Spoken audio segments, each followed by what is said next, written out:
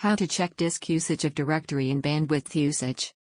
If you are receiving a disk space usage warning or a write failed message and want to know which directory or folder is using larger space, then this video will help you.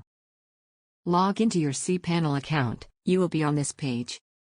To check disk usage, go to the Files section and click on the icon of disk usage. Here you can check disk usage of files in home directory, hidden subdirectory in MySQL. Total disk usage is also mentioned here. Here you can arrange your directories as per their disk usage. You can also click on their name and further see the disk usage by individual files and folders.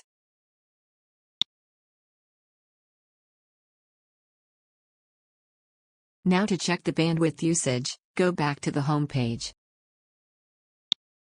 In the metrics section, click on the bandwidth icon.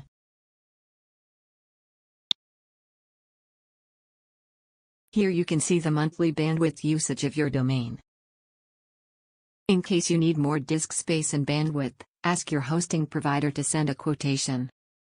Thank you for watching.